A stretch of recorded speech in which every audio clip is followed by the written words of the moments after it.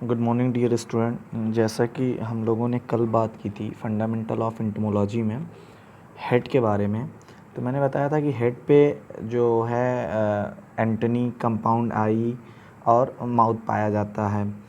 तो हम लोग बात करेंगे कि हेड पर जो कल के लेक्चर में बात हुई थी कि जो हेड है वो 3 प्रकार का पाया जाता है, हाइपोजेंथस, प्रोजेंथस और ओपिस्थोजेंथस।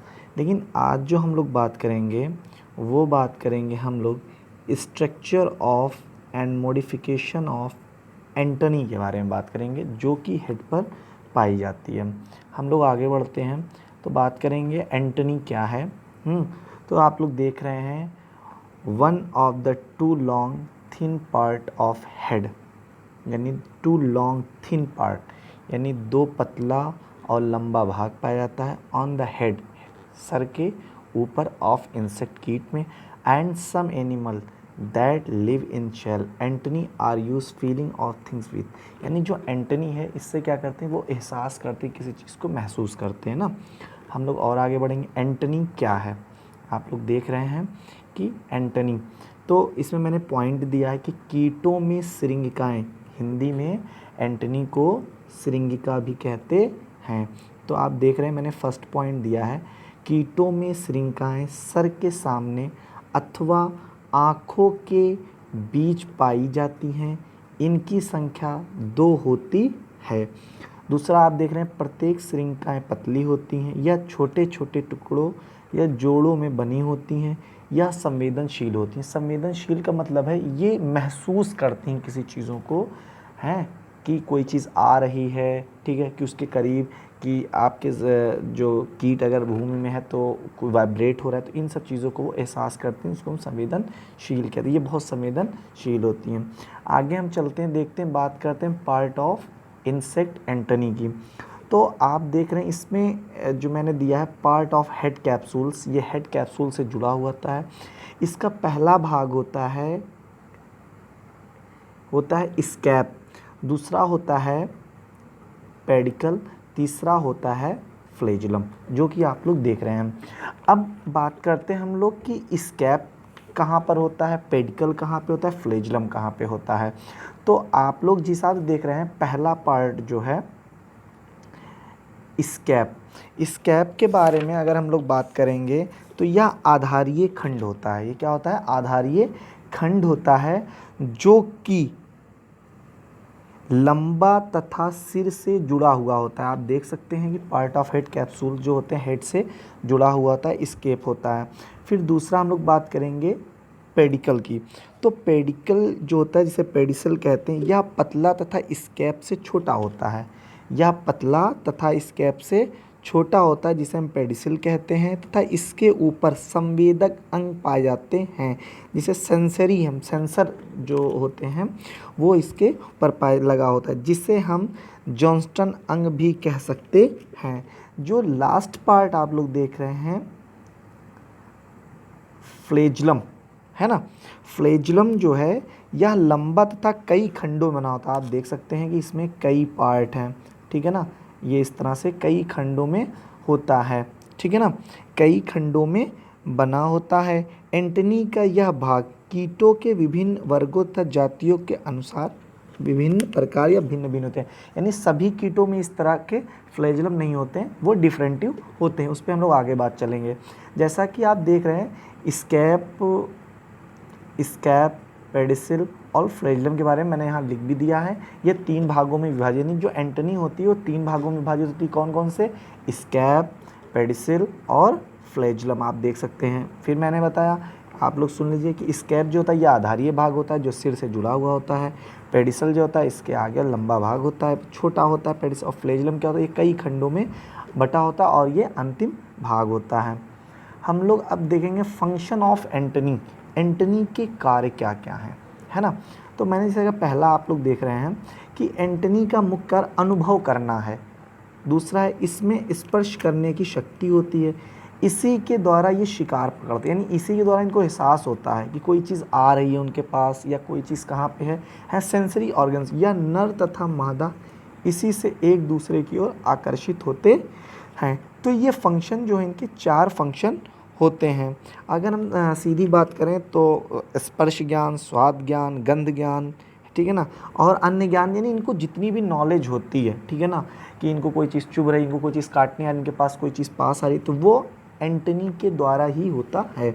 फिर मैंने आप लोग देख सकते हैं, मैंने यह कई प्रकार के अलग अलग कीटों में अलग अलग प्रकार के पाए जाते हैं, जैसा कि आप लोग देख सकते हैं, ठीक है ना। ये आप लोग देख सकते हैं, फ्ली फॉर्म में होता है, स्टेकस फॉर्म में, मिनली फॉर्म में होता है, सेरेटा फॉर्म में होता है, तो इस तरह से होता है। तो मैं आपको डिस्कस करके बता रहा हूँ कि पहला जो होता है सेटेकस सॉस, ठीक है ना, आप ये वाला आप देख सकते हैं, ठीक है ना, ये चीज़ आप देख सकते हैं, ठीक है ना। मैं आप लोगों को और दिखा दूँ, ये पहला जो है ये, ठीक है ना। इसमें क्या होता है, यह रोम की तरह होते हैं। किसकी तरह होते हैं? रोम की तरह होते हैं, तथा इनका आधारीय भाग मोटा तथा ऊपर की ओर क्रमशः पतला होता है, ठीक है ना। आप देख सकते हैं कि इनका क्या होता है, इनका आधारीय भाग मोटा होता है। जो आधारीय भाग होता है, आप लोग देख सकते हैं, ये भाग जो होता है ये मोटा होता है, और आगे चल के कैसा होता है, पतला होता है। अंतिम खंड एकदम पतला होता है, अंतिम खंड इनका एकदम पतला होता है, जो कि आप लोग देख रहे था, नुकीला होता है। दूसरा आपका आप देख सकते हैं कि एंटनी जो होता है वो है फ्ली फॉर्म, है ना। फ्ली फॉर्म में क्या होता है, या अपेक्षाकृत पतले होते तथा आधार से लेके अंतिम सिरे तक खंडों की मोटाई लगभग बराबर होती है। इनकी जो आप देख रहे हैं कई पार्ट में है, ठीक है ना। फ्ली फॉर्म को आप लोग देख सकते हैं, ये कई पार्ट में है। तो इस तरह से आप देखिए तो ये शुरू से लेके आधार से लेके अंतिम सिरे तक ये बराबर में होते हैं। फिर होता है मोनोली फॉर्म, जिसे मुक्ताकार कहते हैं। इस प्रकार की एंटनी का प्रत्येक खंड मोती जैसा होता है, आप देख सकते हैं, है ना। इनका प्रत्येक खंड कैसा होता है, मोती जैसा होता है, ठीक है ना। और ये गोलाकार होता है। नीचे सभी खंड कैसे होते हैं, इनके बराबर होते हैं। ये गण आइसोप्टेरा तथा कोलियोप्टेरा के कीटों मिलते हैं। एग्जाम्पल के तौर पर मैं आपको दीमक बता दे रहा हूँ, आगे मैंने नोट्स में दिया हुआ है, आप लोग उसको देख सकते हैं, ठीक है ना। तो इस तरह से है, ठीक है ना। अब आगे और चलते हैं हम, सेरेटा। सेरेटा आप देख सकते हैं, ठीक है ना, ये इस तरह का। तो सेरेटा में क्या होता है कि इस प्रकार के एंटनी प्रत्येक खंड का एक किनारा आरी के दांतों जैसा निकला रहता है। इसको हम हिंदी में कह सकते हैं ये दंताकार होते हैं, ठीक है ना, ये दंताकार होते हैं। और ये कोलियोप्टेरा गण के कीटों में मिलते हैं, जैसे बीटल्स, पल्स बीटल्स वगैरह में ये मिलते हैं। फिर और आगे हम चलते हैं, देखते हैं हम, है ना।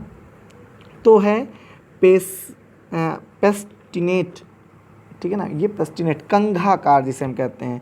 प्रत्येक खंड के एक किनारे के कंघे जैसा प्रवर्धन निकला रहता है। मोत्स वगैरह में जैसे लेपिडोप्टेरा वर्ग के जो कीट हैं उनमें इस प्रकार के पाए जाते हैं, इनको हम कंघाकार कह सकते हैं।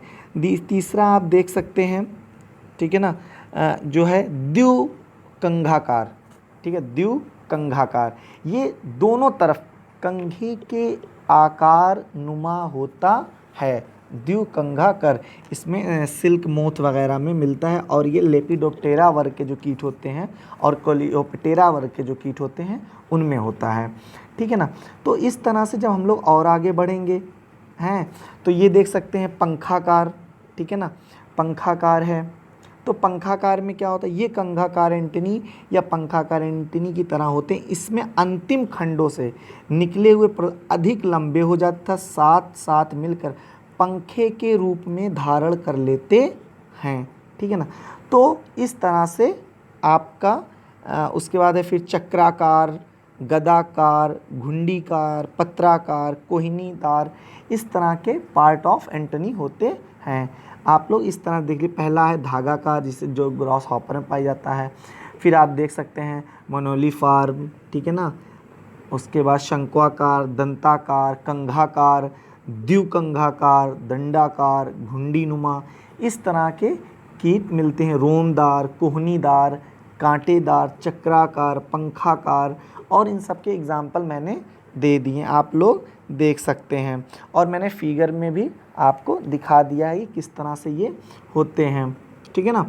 आगे अगर किसी को कोई भी प्रॉब्लम होती है तो वो मुझसे पूछ सकता है, ठीक है ना। आप लोग मेहनत करिए थोड़ा हैं। और आप लोगों को मैं एक बुक बता दे रहा हूँ कि आप लोग इस वक्त जो लोग अकबरपुर में स्टेशनरी वगैरह की दुकानें अगर या आपके निकट जहाँ पे एग्रीकल्चर सब्जेक्ट की बुक मिलती है, आप लोग जाके देख सकते हैं कि कृषि कीट विज्ञान एग्रीकल्चर एंटोमोलॉजी डॉक्टर माथुर और डॉक्टर उपाध्याय की बुक ले लीजिए, ताकि आप लोगों को देखकर समझने में पढ़ने में आसानी हो, ठीक है, और मुझे पढ़ाने में भी आसानी होगी, ठीक है ना। तो आप लोग इसको देख सकते हैं एंटनी के बारे में, ठीक है ना। और रिक्वेस्ट है आप लोगों से कि आप लोग अगर बुक ख़रीद सकते हैं तो बुक ख़रीद लें। आगे चल के शायद आपको एंटोमोलॉजी में भी फ़ायदा मिलेगा, ठीक है ना। तो यहीं पे आज आपका लेक्चर समाप्त करते हैं। Thank you.